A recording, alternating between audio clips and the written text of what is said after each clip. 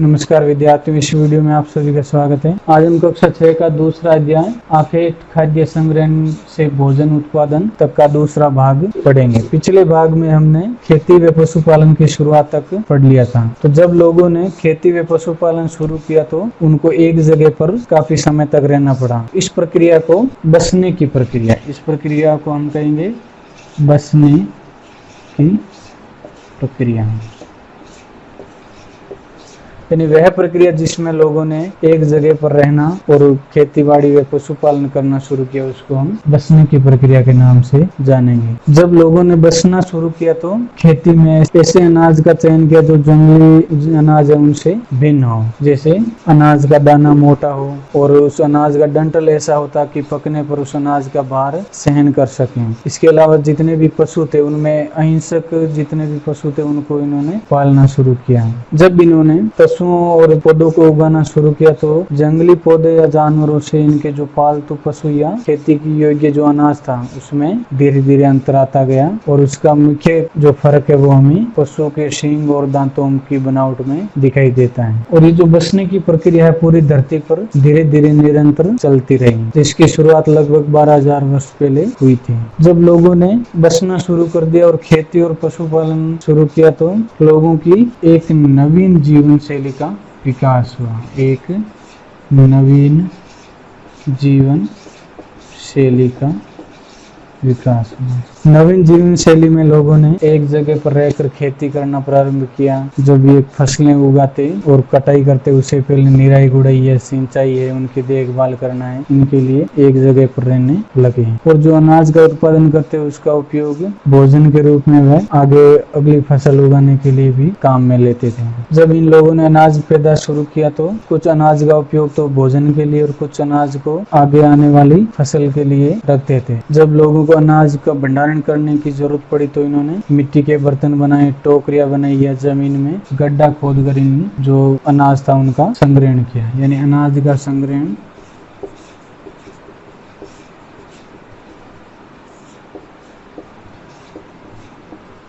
मिट्टी के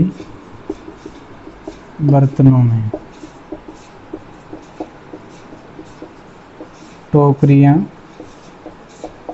बनाकर या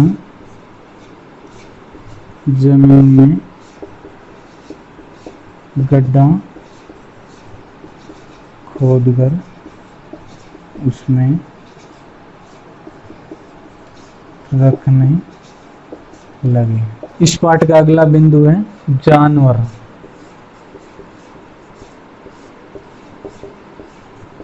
चलते फिरते खाद्य भंडार।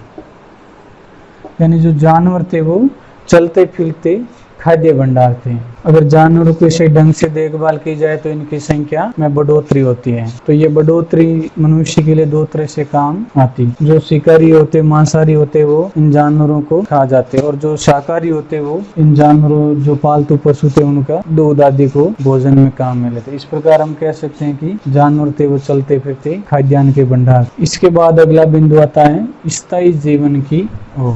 पुरातत्वविदों को पुरा स्थलों पर झोंपड़ियों व घरों के संकेत मिले हैं। बुर्ज होम, एक शब्द आ रहा है बुर्ज होम।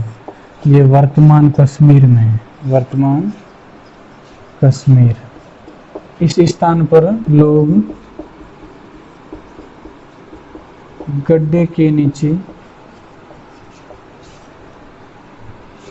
बने घरों में रहते, जिसे गर्तवास कहा जाता था। बुर्ज होम नामक स्थान पर लोग गड्ढे के नीचे बने घरों में रहते, जिसे गर्तवास कहा जाता है। इनमें उतरने के लिए सीढ़ियां बनी होती हैं। यानी ये गड्ढे में मकान बने होते हैं, उनमें उतरने के लिए, चढ़ने के और उतरने के लिए सीढ़ियां बनी होती हैं। और ये जो मकानों की बनावट थी वो इस कश्मीर के भाग में ज्यादा ठंड है, उस ठंड से बचाव के ठंड से बचने में सहायक थी। इन घरों की जो बनावट है वो कश्मीर में पड़ने वाली ठंड से बचाने में सहायक थी। ये जो घर थे, इन घरों के अंदर व बाहर दोनों जगह आग जलाने के अवशेष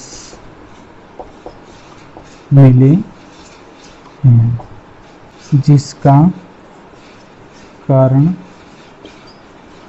मौसम में बदलाव से था।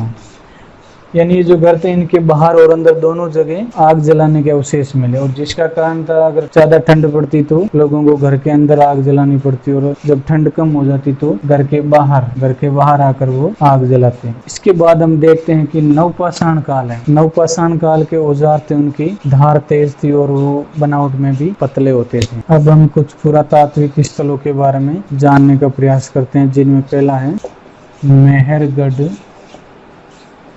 में जीवन मृत्यु। मेहरगढ़ नामक स्थान है, वहाँ पर लोगों का जीवन कैसा था और कैसे लोगों की मृत्यु पे उनका एक्शन होता था। भारतीय उपमहाद्वीप का ये जो स्थान है मेहरगढ़, यह स्थान ईरान जाने वाले रास्ते में बोलन दर्रे के पास, बोलन दर्रे के पास का हरा भरा क्षेत्र है, और यह वही स्थान है जहाँ पर गेहूं व जौ तथा भेड़ बकरी पालने के अवशेष सर्वप्रथम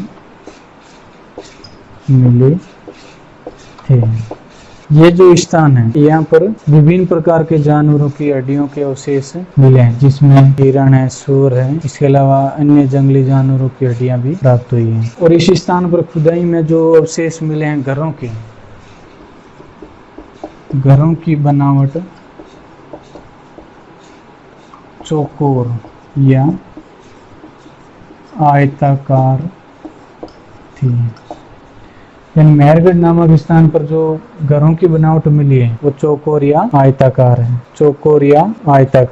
और प्रत्येक घर है उसमें 4 या 4 से ज्यादा कमरे मिले हैं, 4 या 4 से ज्यादा कमरे मिले, जिसमें से कुछ को रहने के लिए काम मिले थे और कुछ में अनाज का भंडारण करते हैं। इस स्थान पर ऐसी कब्रें मिली है जहाँ पर लोगों को जब दफनाते हैं तो उसके साथ कुछ वस्तुएं आदि भी साथ में रखते हैं, और जिसके पीछे मान्यता थी कि आदमी का शरीर मर जाता है लेकिन वह की आत्मा जिंदा रहती है, उसकी पूर्ति के लिए लोग सामान को उसकी कब्रों में साथ में दफनाते हैं। एक ऐसी कब्र भी मिली है जिसमें व्यक्ति के साथ बकरी के कंकाल मिले हैं, जिससे ये अंदाजा लगाया जा सकता है कि तो बकरी को साथ में दफनाने के पीछे लोगों की यह मान्यता हो सकती है कि परलोक में भी आदमी को खाने की जरूरत पड़ती है, और उसके साथ में बकरी को कब्र में दफना दिया गया। मेहरगढ़ की जानकारी के बाद अपने पाठ में आगे फ्रांस की एक गुफा का वर्णन किया है। फ्रांस की गुफा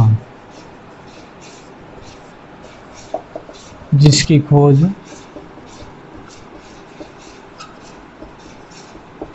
लगभग 100 साल पहले 4 स्कूली छात्रों ने की। इस गुफा में जो चित्र मिले हैं, चित्र 20,000 साल से लेकर 10,000 साल पहले तक की हैं। यानी ये जो छात्रों ने जो गुफा की खोज की थी उसमें 20,000 साल से लेकर 10,000 साल पहले तक के चित्र मिले हैं। ज्यादातर चित्र है वो जंगली घोड़े,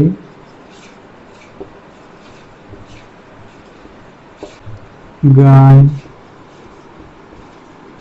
भैंस, गेंडा, रेनडियर, बारहसिंगा और